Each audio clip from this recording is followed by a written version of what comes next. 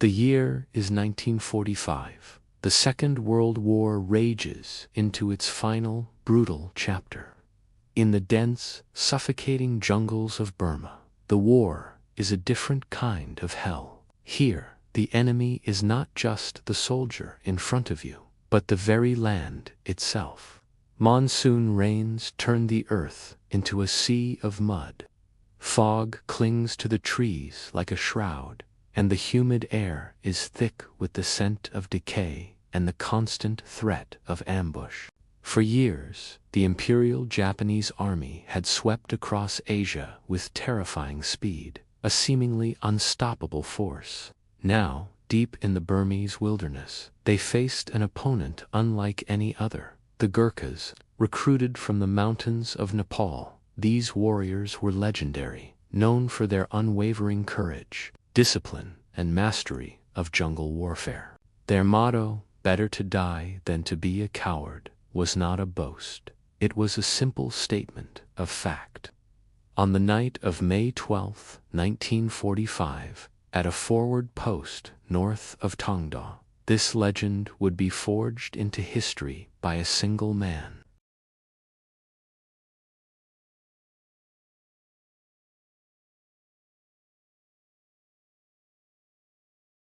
Their discipline was absolute, their movements fluid, communicating only through hand signals. They were confident, closing in on what they believed was a lightly defended British Indian Army position. Their target, a small, isolated trench, the key to breaking the Allied line. Inside that trench, Rifleman Lachaman Gurung of the 8th Gurkha Rifles was already wounded. Barely 27 years old, he was a seasoned soldier, but nothing could have prepared him for the ferocity of the initial assault. Earlier, a storm of grenades had rained down on his position. One landed directly inside the trench. With no time to think, Guru grabbed it with his bare right hand to hurl it back. But it exploded prematurely, tearing his hand apart, shattering his arm, and riddling his body with shrapnel. 2 more grenades landed. Twice more, bleeding and in agony, he used his left hand to throw them clear. The explosions deafened him, and the trench filled with smoke. His comrades, seeing his catastrophic injuries, were evacuated, their position deemed lost. But when they tried to take him, Lachaman Gurung refused to leave. He was alone. His right arm was useless, a mangled ruin wrapped in blood-soaked cloth. His rifle was damaged. He had only a handful of ammunition, and 200 enemy soldiers were coming for him. The Japanese commander, seeing the silence from the trench, signaled the first wave forward. This would be an easy kill.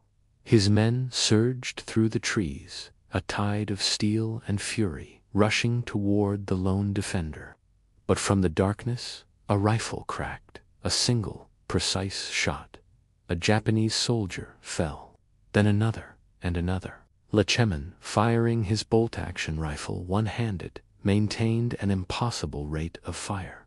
He would fire a round, then use his left hand to awkwardly chamber the next, prop the rifle on the trench wall, aim, and fire again.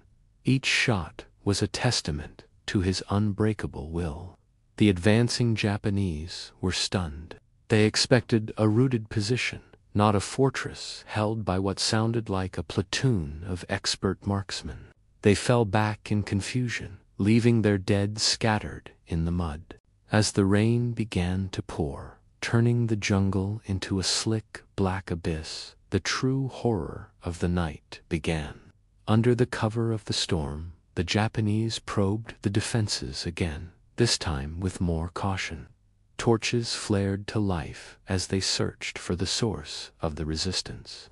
Each time a light appeared, Gurung's rifle would answer, and the torch would fall, its flame sizzling out in the wet leaves. They grew bolder, reaching the edge of his trench. What followed was a desperate close-quarters struggle. With his rifle empty, Gurung fixed his bayonet.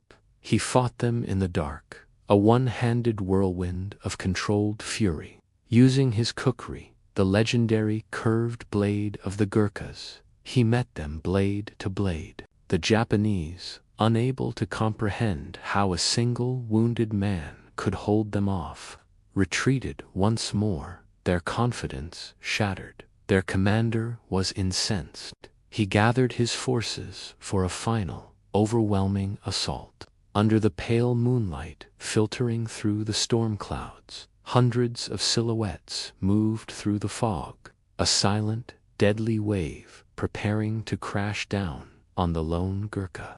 Inside his trench, Lachiman's breath was heavy. He was losing a fatal amount of blood. He knew he was dying. He whispered a quiet Gurkha prayer, not for his own life, but for the strength to sell it dearly. Then they came, a human wave, rushing from all sides. Lachiman chambered his last rounds. He fired with the calm determination of a man who had already accepted his fate.